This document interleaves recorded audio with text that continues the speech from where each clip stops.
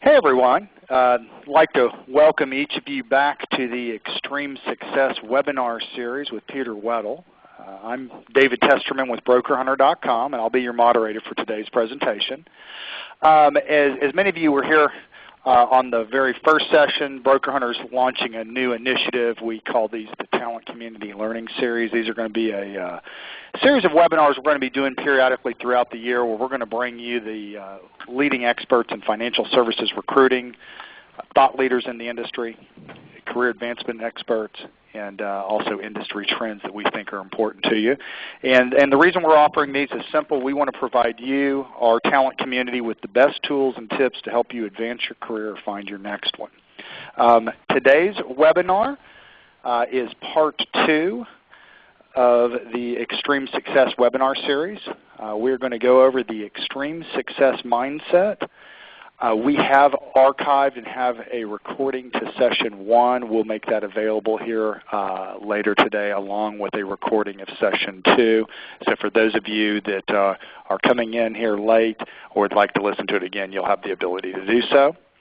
A couple quick housekeeping items here real quick that we'll jump into. We are going to be doing a Q&A session here at the end. There is a chat box available for you to ask any questions you have along the way. We are going to hold off on answering those until the end of the formal presentation, and myself and Charlene Perez with BrokerHunter will be taking care of those for you. So we look forward to getting any questions from you, and again, along the way as things pop up, feel free to ask them via the chat pane, and we'll make sure we try to get to as many as we can at the end in our allotted time. So without further ado here, I'm going to give a brief bio for those of you who were not here the first time. We are proud to have Peter Weddle given this webinar series. Peter has authored over 24 books and been a columnist for the Wall Street Journal, National Business, Employment Weekly, and CNN. He has been described by the Washington Post as a man filled with ingenious ideas. He's also the CEO of Weddle's Research and Publishing and the Managing Director of the International Association of Employment Websites. In addition to that, he's a West Point grad and holds advanced degrees from Middlebury College and Harvard. So with the introduction, it's my distinct pleasure to introduce everyone to Peter Weddle. Peter, the floor is yours. Thanks very much, David, and I too would like to welcome everybody back to this session 2 in the Extreme Success series. And as David mentioned, we're going to talk about the extreme success mindset today, the outlook, the perspective necessary to achieve extreme success in what is a very different kind of job market and workplace. First, let's talk about how employers are looking at the world of work today. Employers believe that they are in a war for talent. Survey after survey indicates that CEOs believe that their most important challenge, their biggest hurdle to success, is to find talented workers. Yet in our culture, we think talent is the purview of movie stars and world-class athletes and future Nobel Prize winners. So whether you're in transition and looking for a new job, or you're in a job and thinking about moving to a better one, the key issue is how do you get employers to fight over us in the war for talent? Well, first we have to understand why this war actually exists. It exists because of something called the economic singularity. Now that term singularity was first coined by an academician and science fiction writer by the name of Victor Ving. And he defined singularity as that point in time when machines would become smarter than humans. Now, he thought that was going to happen around the year 2035, so we still have a little ways to go before that happens. But the economic singularity is a term that I've coined to define another transition point. This transition point is that point in time when the employees working for companies overseas become smarter than many of the employees working for companies here in the U.S. And in that singularity, the economic singularity, we have actually passed that point in time. So the issue today is, what does that mean for us? What does it mean that employers today are no longer competing with cheaper labor, they're competing with smarter labor all over the world? Well, it has meant two huge changes, one in the job market and one in the workplace. First, in the job market, the definition of qualified, the definition of what it takes to be perceived as a qualified applicant has changed. It used to be that what you did to prove that you were qualified was to show that you matched an opening's stated requirements and responsibilities. If you could prove that you were a match to those two specifications, you were deemed able to do the job. And if you were able to do the job, you were qualified. That's what employers were looking to do, to get the job done. And the principal capability that you needed to get the job done was experience. Experience enabled you to know how things got done effectively and efficiently within the organization. Well, today, experience doesn't hack it. Experience, unfortunately, isn't enough.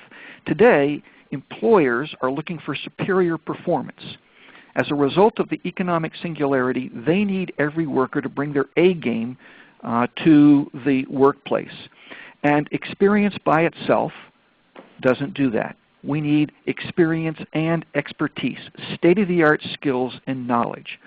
So if you can position yourself not as someone who can do the job, but rather as someone who will excel on the job, if you can see yourself that way and then rebrand yourself in the job market as someone who can do that, you will be seen as an asset, someone that employers will battle over in the war for talent. The second change has occurred in the workplace. In the workplace, the definition of value, the definition of what it means to be perceived as a valued employee has changed. You know, in the past, what employers were looking for was dedication. And the way you showed dedication was with your time. The more face time you spent in the office and the more time you spent while you were on vacation or on business trips, checking your BlackBerry, looking at your email, the more valuable you were perceived to be. But today, as a result of the economic singularity, what employers really need in order to be able to compete in that global marketplace is higher productivity and better quality. And putting in time just doesn't ensure the delivery of those two outcomes. The only way to achieve higher productivity and better quality is with extraordinary work. So if you can come to the workplace and deliver creativity, innovation, originality on the job, do more than just accomplish your job, actually bring excellence on the job, then you will be perceived as an asset as well. What employers are looking for is not just people who have the capacity for excellence, that's potential, but they actually bring it with them and use it on the job every single day. That's reality. So the issue for us is, how do you transform yourself into that kind of an asset? And the challenge is that most of us find ourselves in one or both of two boxes. And we have to get out of those boxes if we want to be successful. The first is a box that we put ourselves in. It's a box where we accept the label, the perspective, the definition of being a job seeker. We are a supplicant for work. Now, the problem with adopting that perspective in the job market is that in most cases, people who are job seekers are unemployed. And that gives you a second-class status in the job market. If you put 100 recruiters in a room and you give them a choice between two equally qualified people, one who is employed and one who is unemployed, 98 of those recruiters are going to pick the employed person. So when we accept that box, when we put ourselves in the box of thinking, acting, positioning ourselves, branding ourselves as a job seeker, we put ourselves at a competitive disadvantage in the job market. The second box that we accept is one that other people put us in. It's the one that employers put us in.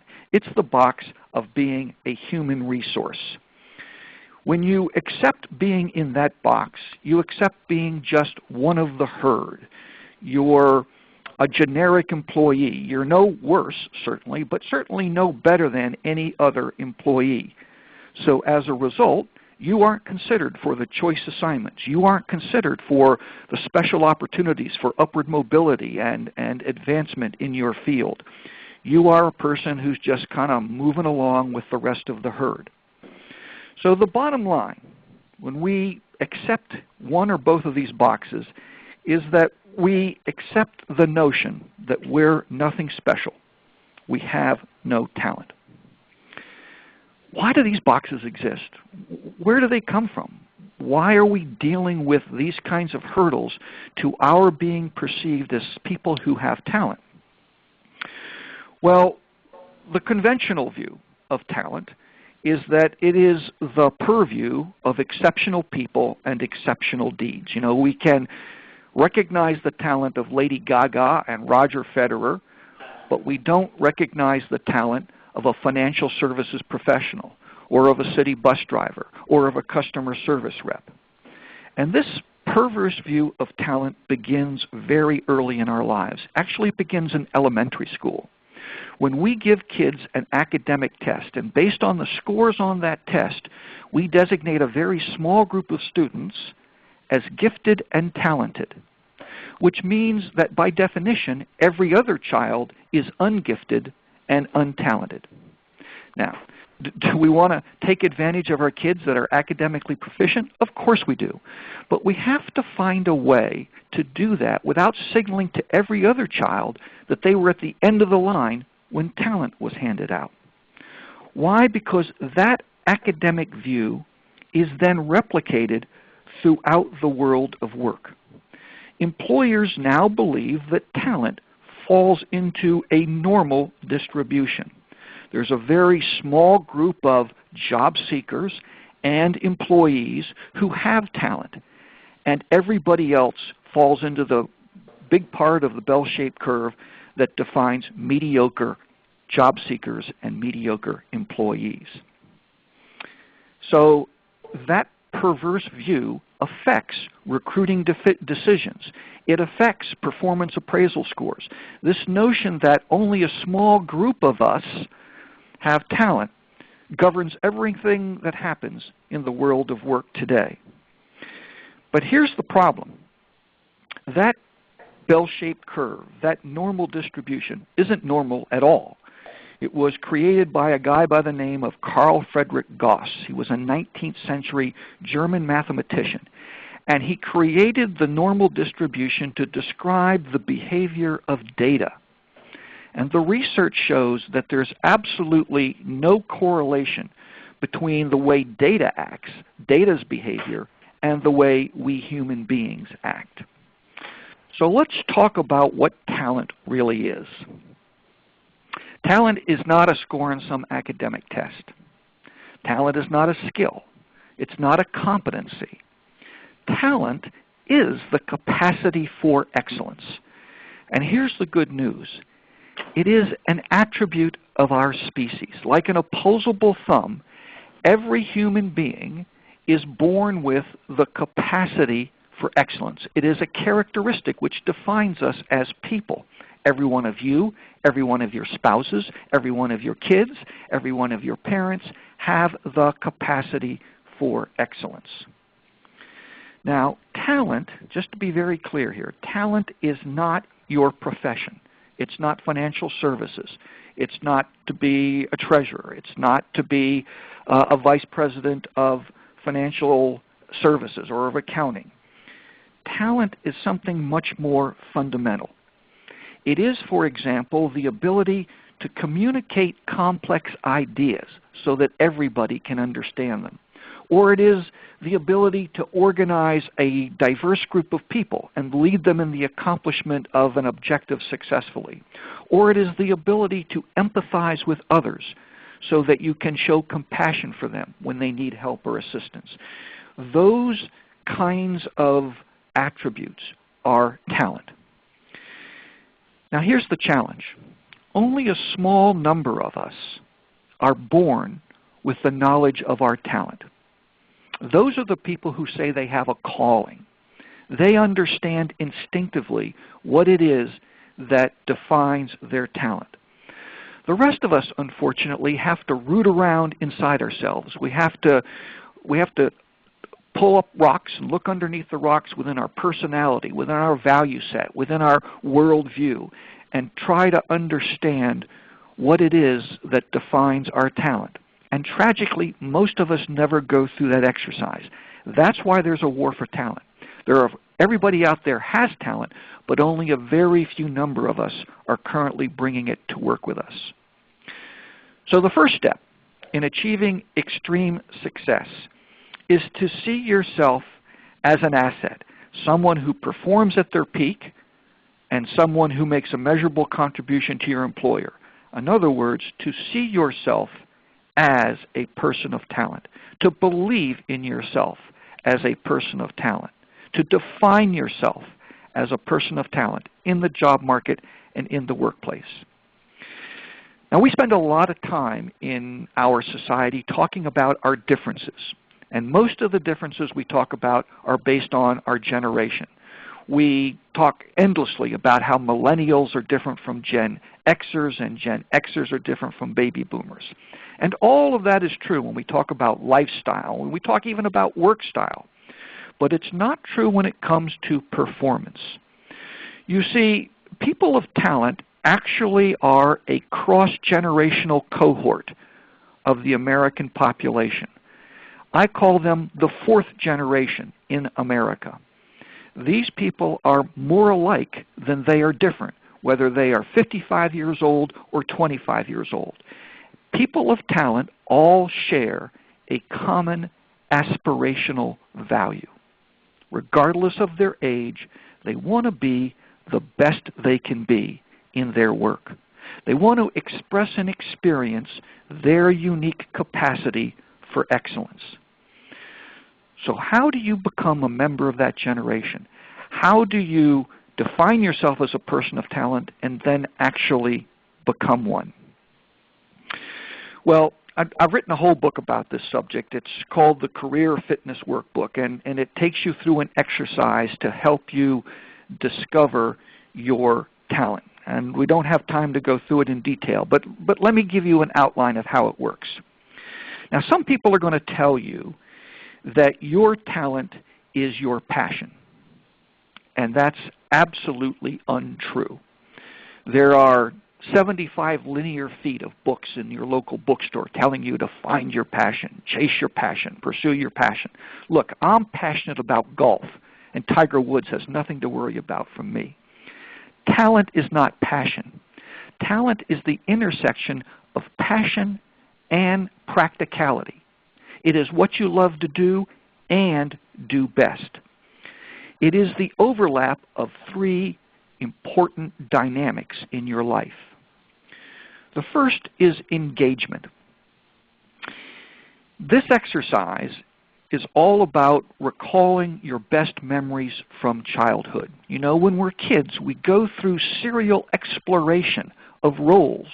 We try on roles without all the should-be baggages that we should-be concerns that we get from spouses and parents and siblings and so forth. We just do things for the sheer joy of it. Sometimes we play at being business people and set up a lemonade stand. Sometimes we play at being doctors. Sometimes we play at being professional athletes. We go through a whole array of roles. And we also don't have the adult baggage of when something doesn't fit right, when something doesn't feel right, when we aren't very good at what we're trying in that particular role, we move on to another one. And we don't feel disappointed. We don't feel as if we've made a mistake. We don't feel as if we are a failure. So what we're trying to do in this particular exercise is to discover your natural capability. I call your talent your natural. It's something that comes naturally to you. You are naturally good at it, and you naturally enjoy doing it. And you discover your natural as a child by playing at it, by taking on all of these roles. So in the first particular exercise of self-exploration, what you want to do is figure out, of all of those best memories that you have, the things that you remember most fondly from your childhood, what was it about those memories, about those experiences that gave you the greatest sense of happiness?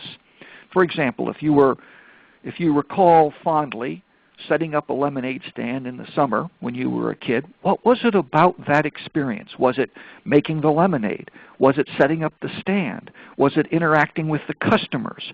Was it keeping track of all the money that you made? Was it thinking about what you were going to do with the profits? What was it about that activity that engaged you, made you feel as if you were really enjoying yourself? So that's the first step, understanding what it is that engages you. The second step is understanding what is relevant to you. You know, there's a long-standing axiom in the world of work that goes something like this. You know, you never see on a tombstone, quote, "I wish I'd spent more time at the office." And most of us assume that what that adage is saying to us is that we ought to make sure that we spend enough time outside of the workplace, that we don't get consumed by our work. And there's nothing wrong with that perception. I mean, obviously we need to spend time with the rest of our lives.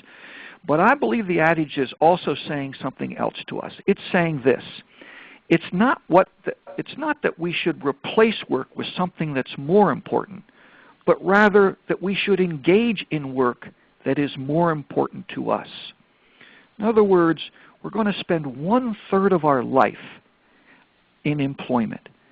Don't we want to make sure that our legacy, the result of that commitment of our lives, says something that's meaningful and enduring to us? So in this particular exercise, what you're going to do is write your own tombstone. You're going to do it in 2 steps. First, you're going to think about the natural ending of your career as it exists right now. You know, if you were to come to the end of your career and everything remained exactly as it is in your career, what would your tombstone say? And then you're going to get the opportunity to do a Scrooge-like replay.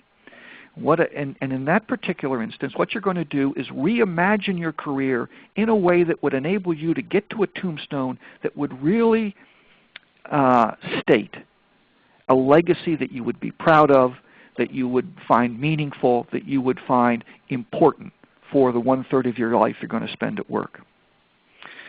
And then finally, the third part of this exercise is all about choice.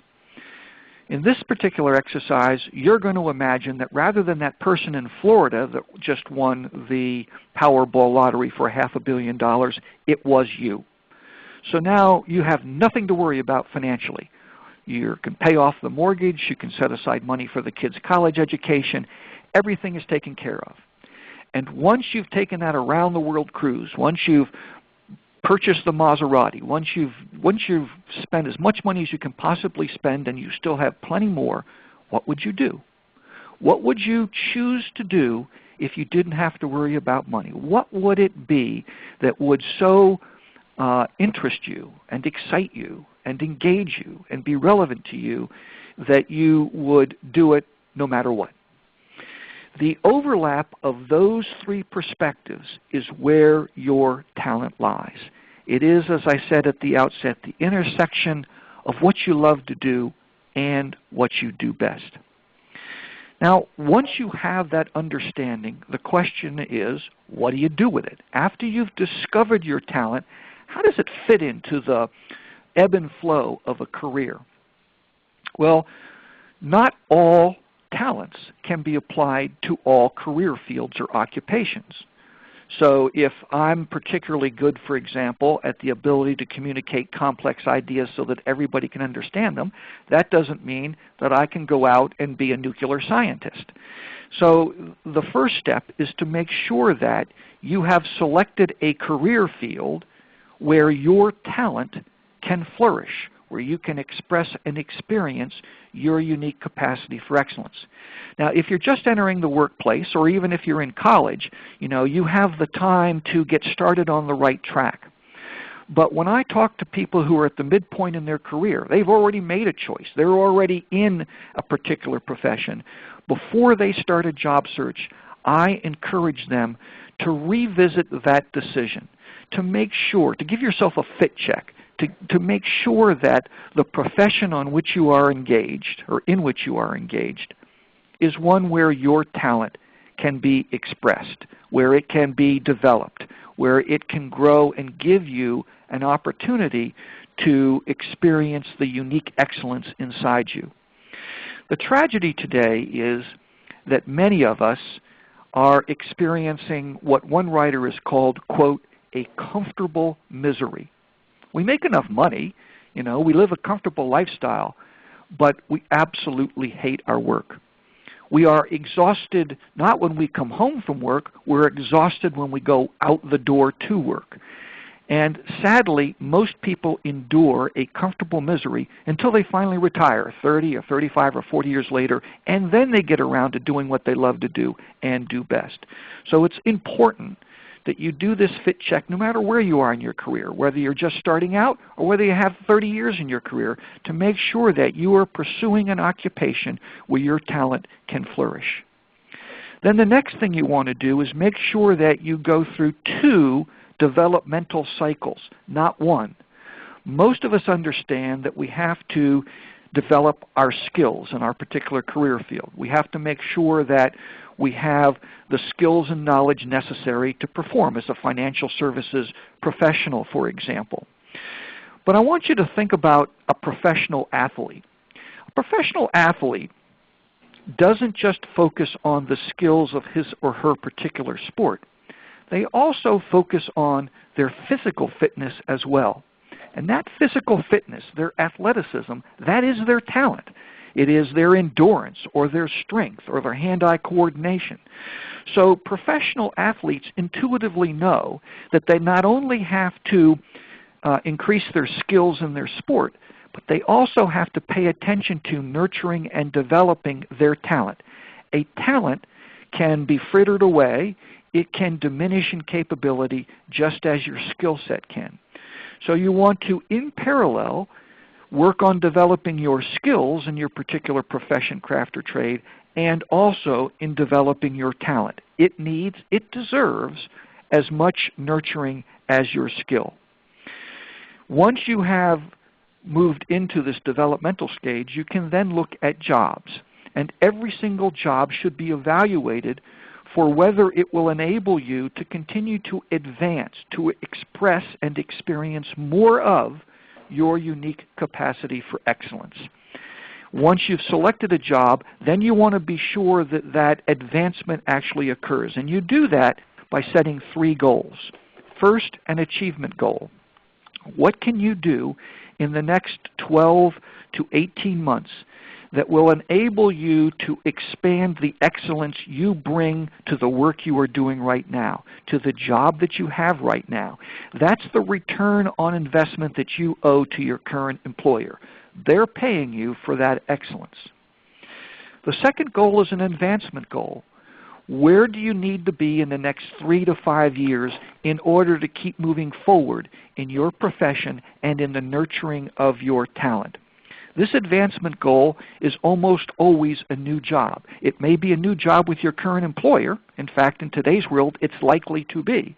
But it may from time to time mean that you have to move to another employer in order to keep moving forward, to keep advancing in your expression of excellence. And the third goal is a developmental goal. It goes back into that dual developmental cycle that I mentioned at the outset, and it makes sure that you acquire the skills, you acquire the knowledge, you acquire the wisdom necessary to be able to perform at your peak. So that's the way talent helps you manage your career. Now, let's talk a little bit more about what seeing yourself and actually becoming a person of talent can do for you. You know, a couple years ago, there was a book called Free Agent Nation. It was a bestseller, and everybody now talks about how we are in a free agent economy. And in a free agent economy, we set ourselves up as our own little independent company, Me Inc., and we work for ourselves. And in most cases, the idea is that you are responsible for going out and finding your next gig and the next gig and the next gig after that. Well, I believe that Free Agent Nation only got it half right. It's true that most Americans do want to work for themselves, but they want to be employed by somebody else. They don't want to have to go out and chase after this gig and the next gig and the next gig after that. They don't want to be free agents. They want to be freed, F-R-E-E-D, freed agents. Only people of talent can be freed agents. In order to position yourself, in order to do that, you want to position yourself in the job market, in the workplace, as a unique brand, as someone who stands for excellence in the expression of a certain career field. You're not a job seeker. You're not a human resource. You are branded as a person who brings their excellence to work with them every single day. If you can set yourself up that way, you achieve a huge advantage. And that advantage is this. As most of us know, job security no longer exists in the workplace. This is a highly competitive global marketplace. This is not because employers are being mean or they don't care about people. It's that they are being buffeted by the winds of extraordinary competitive pressures all over the world. There is no job security. The average tenure of a Fortune 500 CEO is now down to less than 4 years. If that's true at the top of the heap, you can be sure it's true everywhere else throughout the enterprise. However, a person who is a person of talent, who sees him or herself as a free agent, can replace job security with career security. Career security is the ability always to be employed and always by an employer of your choice. No matter what the state of the economy is, no matter what the state of the workplace is, you can always not only find a job, but find the job you want with the organization you deserve. There are two other benefits to seeing yourself as a person of talent. The first has to do with your pocketbook. In 2004, just 61% of employers were paying hiring bonuses. But as talent has become more important, more and more employers are leading with the only thing they can compete with, and that is money. 61% of employers were paying hiring bonuses in 2004. In 2008, again at the height of the greatest economic downturn since the Great Depression in the U.S., that number didn't go down as you might expect. That number went up. And today, 7 out of 10 employers are paying hiring bonuses for people of talent. They are also paying above market salaries in order to attract such people in the door. Just a quarter of employers were paying above market in 2004 for people of talent. In 2008, again in the middle of this terrible recession, that number didn't go down. It went up to almost a third of employers. And the same is true in the workplace. Employers are desperate to hang on to people of talent once they hire them. Just over half of employers were making market adjustments to salaries in 2004 in order to retain people. In 2008, that number was almost 2/3. Again, it went up. And finally, in terms of retention bonuses, 27% of employers were paying retention bonuses in 2004, and in 2008, again in the middle of this terrible recession, that number didn't go down. It went up to almost 1 out of 4. So the first benefit to seeing yourself as a person of talent hits you right in the pocketbook. It puts you in a position to command the best levels of pay being offered in your field. The second benefit is the big H.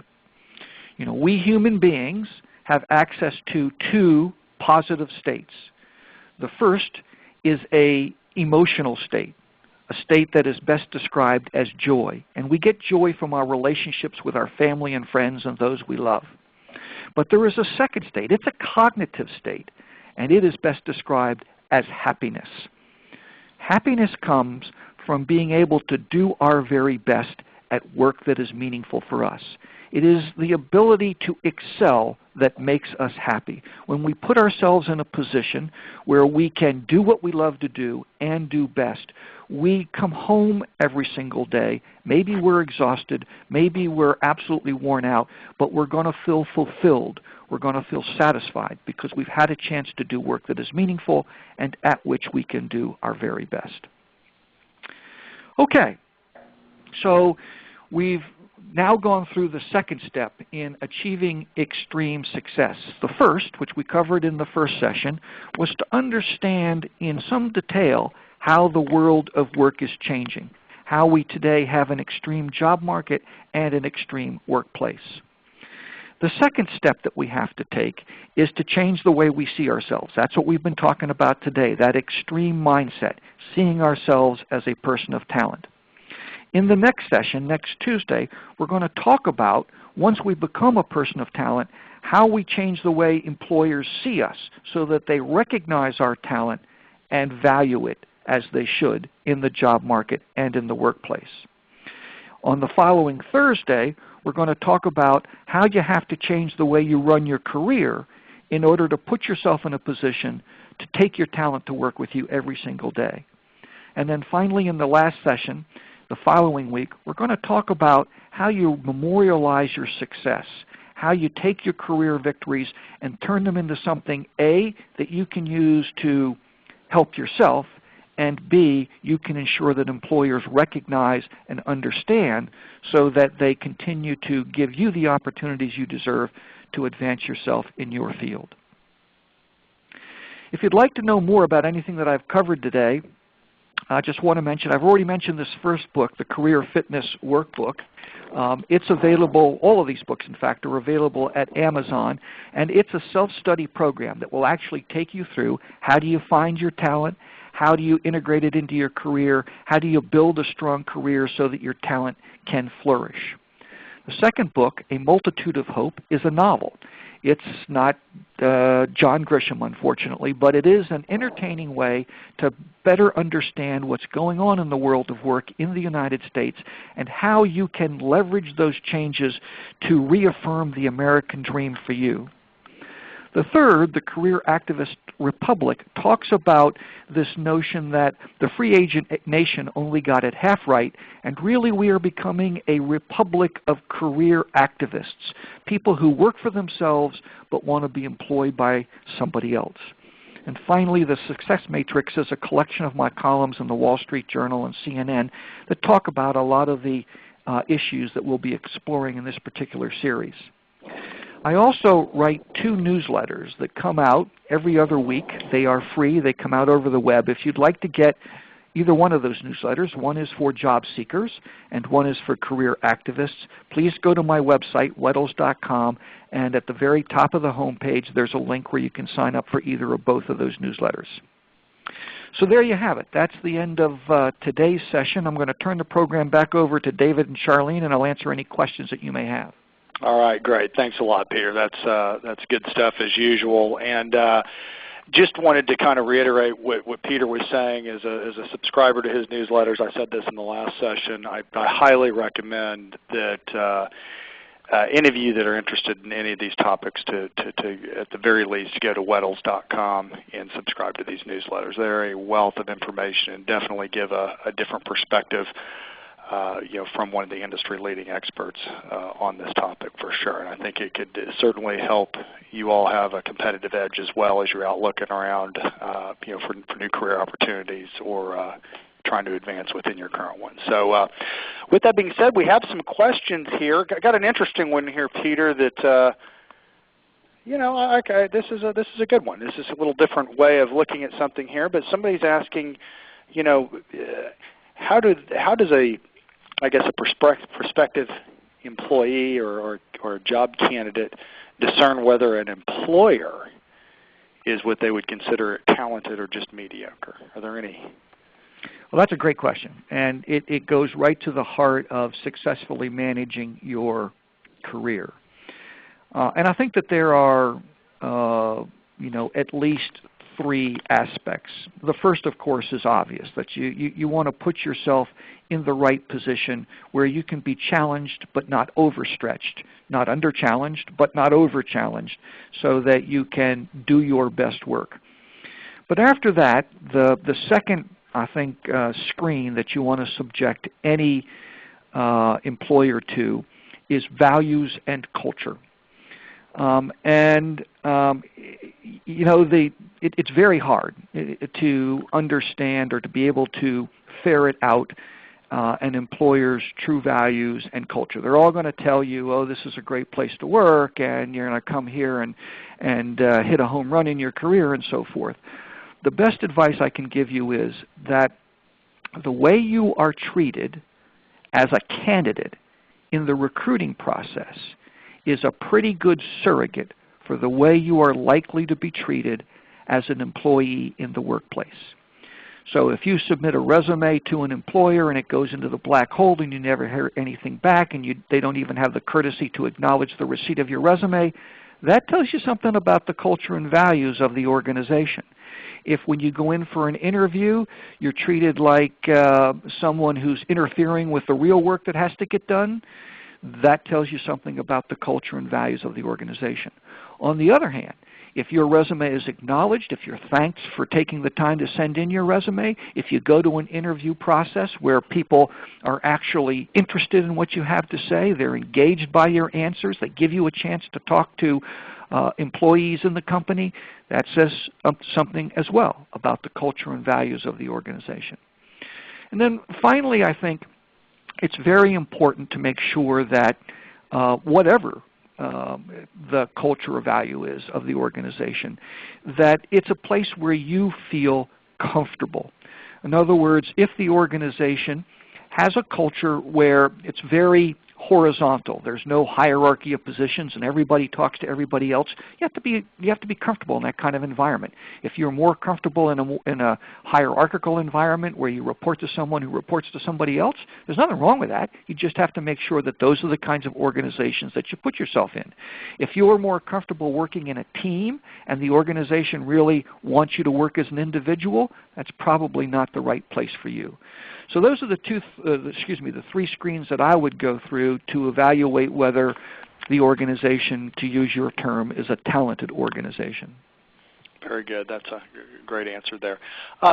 Here's one from somebody here, and I probably have had a lot of people thinking this, but maybe just don't come out and say it. But you know, a lot of folks have been laid off for some period of time now, or were downsized or whatever. Maybe we're in a career that they really enjoyed and have had a hard time getting back in there. How do you recommend somebody, and they put it as, how do you salvage a career gone bad, basically? Is there, you know, basically, is there a reset button, or what's the best way to kind of regroup before you go back out there, maybe if perhaps you've dealt kind of a tough hand, you know, in your last downsizing or something like that? Well, I think despite the fact that there seems to be a very, very tough job market, that human beings are more forgiving often than we give them credit for. But they're forgiving to other human beings and not to pieces of paper.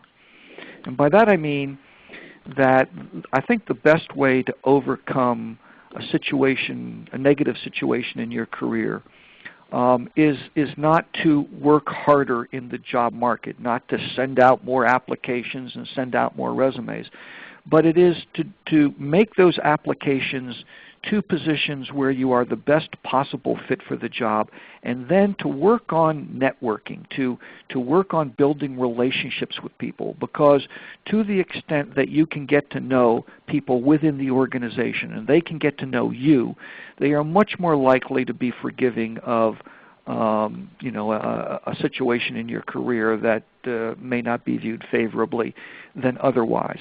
They're not likely to do it based just on your resume, based just on your application. But if you make the effort to establish that connection as a real live human being, I think that there's a pretty good chance that people are at least willing to hear your side of the story. And you want to be careful not to throw stones at anyone, but it's okay for you to acknowledge that you made a mistake, and then to talk about what you have done, what you are doing to remediate whatever it was that led to that decision or led to that situation, and that you can be a valuable contributor, someone who brings excellence to work for them. If they can connect with you on that kind of a personal level, I think you have a much greater chance of success. That's very good. I think as we apply it to this industry, as most of you that out there that are FINRA licensed know, that you have a bad mark on your U4, U5, and a lot of times that can keep you from getting an interview, or you kind of get cut out before you even had a chance for that first interview. And I think it's important to know that you can't let that. While it's a challenge, you've got to just continue to work around that. I think, as Peter said, I think networking is really where is kind of a lost art here a little bit. And on the flip side, recruiters know now that information sources have been completely commoditized, and they're completely overwhelmed a lot of times in a lot of corporate recruiting departments with information. So the likelihood of your resume getting lost in the stack, particularly if there's anything in there that might raise a red flag in that initial screening, is all the more reason to pursue some of these other avenues. And I think we touched upon it in the last session that the apply button is the beginning of your journey, not the end. So very good there, Peter, and I think that's helpful. Very good. We're kind of running out of questions here real quick. We've got, here's one last one. I think you're going to get to this probably in subsequent webinars here over the next couple, but we're going to go ahead and ask anyway. What's the best way for somebody, you can list in a resume your skills, kind of your past experience. How do you go about, or maybe give some examples of how you would highlight a talent, or I guess, what would be the best way to position that in like a LinkedIn profile or perhaps in an interview? Well, I think a talent is not easy to describe because we in our culture have historically not paid attention to talent except when people are winning dance contests on TV or playing professional sports or whatever the case may be. So it's not a term that trips lightly off the resume. But I've given you some examples. There are several surveys out which indicate that one of the talents that is most missing in the workplace, regardless of your profession, regardless of your level of seniority, regardless of your years of experience in the workplace, that CEOs consistently identify is leadership. Now, the problem with the term leadership is that it means different things to different people, and that's why I would explicate the word to something, to your definition of what leadership means. If that's your talent, and your talent is actually being able to take small groups of very different people coming from different backgrounds and to pull them together into an integrated team that can accomplish a task, that's what I would say on the resume. I would describe the talent in a way that helps get past the jargon and helps the recruiter understand what it is that you're talking about. Now, the irony here is that you still have to identify all those hard skills that are required and that are specified in requirements and responsibilities. Those are a precondition. But what separates you from the herd, what enables you to demonstrate that you aren't just a generic job seeker, but that you are someone who can really bring excellence to the job, is this notion that you have this talent that enables you to take your core competency and apply it in a greater array of situations and circumstances in the workplace. Not every recruiter is going to understand that, tragically. I mean, recruiters are, they're products of our environment as well. But I do think that once you get through the initial screen with your skills, what will really resonate with that hiring manager is that talent. It is that unique attribute that you can bring to his or her team and help them be more successful, because that's really how they're going to evaluate you. Can what you bring to the table help the supervisor, your new boss, be more successful in his or her job. So I'd take the time to, in a very succinct and short phrase, describe what it is that best encapsulates that talent as something that's an advantageous capability in the workplace. That's a very good answer, and just to kind of extrapolate on that a bit, is I think you've, as Peter had alluded to, you want to focus on your hard skills, in the resume, when you're applying to the job, when you're trying to get that first phone screen, because that's kind of the initial screening that takes place, kind of compared to a job description or the role. I think when you get beyond that first interview, when you get beyond that phone screen, but to a direct line manager or hiring manager, the way you really differentiate yourself from everyone else that's applied for that job and has made it to that next stage is really this aspect that Peter's talking about, is focusing on past successes and expanding beyond what's in the job description and the specific role, and talk about your talents and how you can bring that to help them be more successful. I think the people that we see that are traditionally the most successful, that seem to get the job, are able to convey that to the hiring manager, that not only am I qualified, but I'm going to make you look good. I think that's kind of a key thing there. So. Good. Well, we are about out of time. Peter, you have anything else you'd like to add before we close until next week? No, I just want to remind everyone that I do write a newsletter, and I try to explicate and explore further each and all of these issues. And it's not a heavy read. It comes out every other week. Certainly like to have you all sign up and to get that newsletter. And you can do that again by going to my website, which is Weddles, WEDDLES.com. All right, very good. Well, I would like to thank you for Session 2, Peter. That was great stuff, and we're looking forward to reconvening here next Tuesday. And I'd like to thank everybody today for attending. Hopefully you're finding some value in this, and we look forward to having you next week. Hope everybody has a happy and safe Memorial Day weekend, and we will be back next Tuesday at 2 p.m. Eastern. And we'll be sending out an email with a link to Session 3 registration if you've not already done so, as well as to a recording of this one. Hope everybody has a great day and a great Memorial Day weekend, and we'll talk to you Tuesday. Goodbye.